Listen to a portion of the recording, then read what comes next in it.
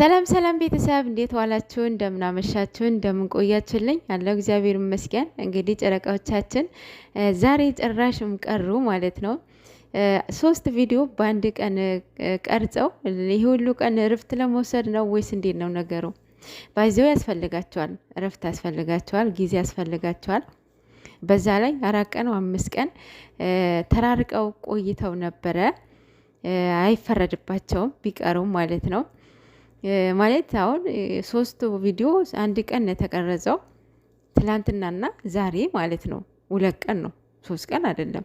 ነገ 3 ቀን ይሆናል ማለት ነው። እና ነገ በከባዱ ለመምጣት አስበው ይሆናል ማለት ነገ የሆነ ትልቅ ሰርፕራይዝ ይኖራል አይመስላችሁም? እኔ ይመስለኛል። እና ጨረቃዎቻችን ሲቀሩ በስማ ሚዲያው ዘጭ ረጭ ነው የሚለው በእውነት እነሱ ሲመጡ እኮ በአንድ እግር ነው የሚቆመው። አቤት አቤት ጨረቃዎቻችን። ለማንኛውም ሰላማችሁ ይዛልን ባላችሁበት።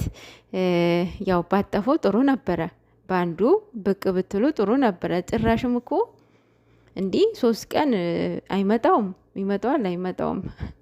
ለማንኛውም አይፈረድባችሁም፣ እኛም ትናንላችሁም። መዝናኛ ቦታ ሄደዋል ምናምን እያላችሁ ነበረ። የታያችሁ አሁን አይታችኋል፣ ሲሄዱ አይታችኋል። ኧረ ሌላው ቅድም ቀን ማለት ነው ሀብ ላይቭ ገብቶ ነበረና ምን እያሉት ነበረ? ለምን በመሀላቸው ትገባለ? ለምን ለወንድም ትወግናለ? ለሙሽዬ ዩቱብ ክፈትላት። ወይኔ ህፃን፣ የእውነት ህፃን እኔ እንጃ። በስመ አብ ማርያምን ምንድን ነው እንደዚህ የሚሉት? አሁን አንደኛ ቪዲዮ ጨርሰው የማዩ ሰዎች ሊሆኑ ይችላሉ፣ ኦር ደግሞ በመሀል የመጡ ሰዎች ናቸው እንደዚህ የሚሉት ማለት ነው። ማለት ከሀብ በላይ የሚያስብላቸው ሰው አለ። አሁን ጨረቃዎቻችን አለ፣ የምር አለ፣ የሚያቦካ የሚጋግር የሚያሽቃብጥ እንጂ ከኔም ጭምር ማለት ነው። የሆነ ነገር ቢሆኑ አሁን እነዚህ ልጆች እኛ ሮጠን እንደርስላቸዋለን? አንደርስም።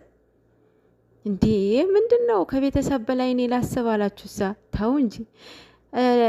ለወንድምህ ለምን ትወግናለህ የሚሉ ሰዎች ያው እንዳልኳቸውም ቪዲዮ ጨርሰው የማዩ ኦር ደግሞ በመሀል የገቡ ሰዎች ናቸው ብዬ አስባለሁኝ። ኦልሬዲ 2 ዓመት ከምናምን ሆኗቸዋል አይደለ ጨረቃዎቻችን።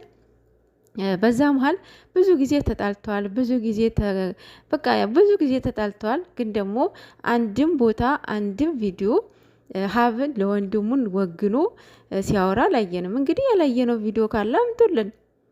የቅመምዬ እንዴት እንደሚወዳት እንዴት እንደሚያከብራት እንዴ! ቅመምዬ ራሱ ተናግራለች አይደለ?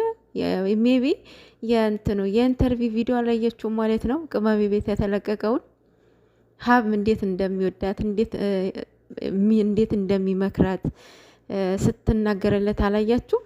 አልሰማችሁ?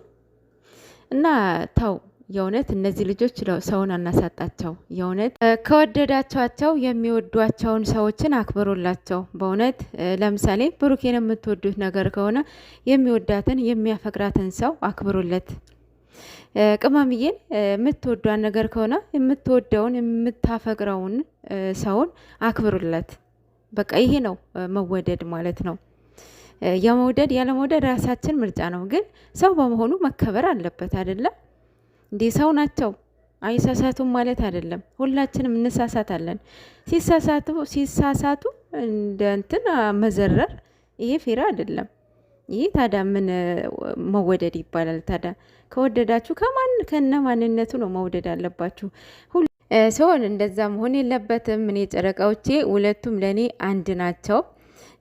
የተጣላ ሁሉ በዛም ይቀራል ማለት አይደለም። መነሻ እንዳለ ሁሉ መድረሻም አለ አይደለ?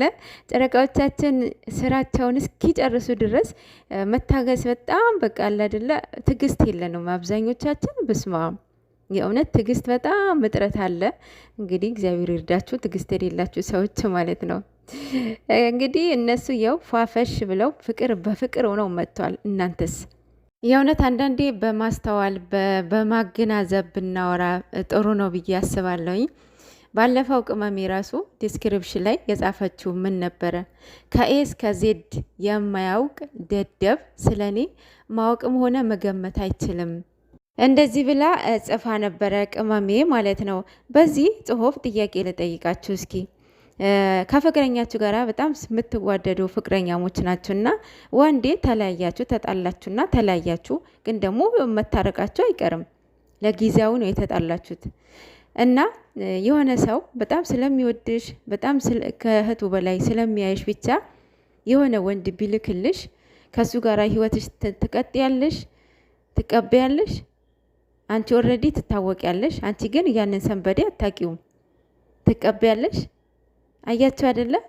እኛ ላይ መደረግ የማንፈልገውን ነገር ሰዎች ላይ እናድርግ። ለዛም እኮ ነው ስለኔ መገመት ማወቅም ሆነ መገመት አትችሉም ያለቻችሁ።